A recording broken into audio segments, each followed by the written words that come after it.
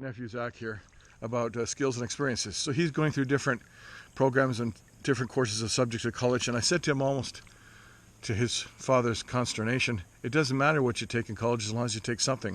And his father goes, what the hell are you talking about? And I said, well, let me explain it this way.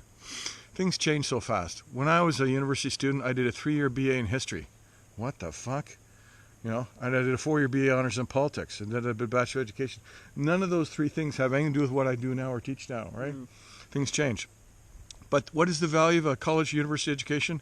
It's a big value, because basically what happens is you learn to read some piece of information, write it out or verbalize it, and then explain to somebody else.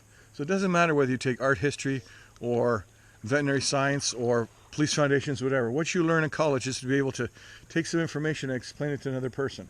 That's the greatest skill that anybody can have, is to be able to talk and explain things, especially things in the future. I mean, you can imagine somebody in my class at U of T 15 years ago, in 2005, 2006, when I was talking about search engine optimization. And I'm talking about meta description tags. Well, none of that stuff exists anymore. It's all about social media, right? So it's not that you try to acquire these skills and information and they'll be in use forevermore. It's that you have to be have the ability to adapt, improvise, and overcome. It's like what you were talking about yesterday. Exactly. And so a big part of that also is your ability to communicate. So almost it doesn't matter how much you know. If you can't communicate what you know, then you're ineffective. So the companies these days have a whole list of things they look for in job interviews. But one thing they may or may not be quite clear about is not just that you can do the work, but that you can explain what you're doing to other people. Other people in the company, so they understand you're valuable, and other people who are customers, so they'll buy a product from you. Those are the 2 ways to think about yourself.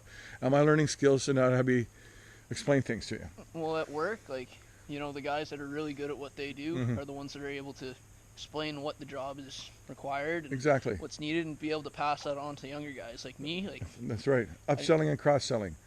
So they may have gone into job just to do a walkway patio stones, but as they're laying them down, the homeowner comes over and says, oh, gee, that's kind of interesting. And they can explain why they did it this way. And they'll say, you know, I was thinking about doing something around the pool in the backyard.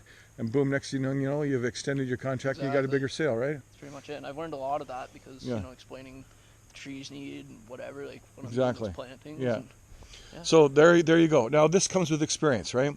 And don't feel badly that you can't talk and explain things in a very sort of off-the-cuff manner like I did, because I've got 40 years experience doing this, right? So it's an acquired thing, and the greater chances you have to explain things and talk about things, the more important it is.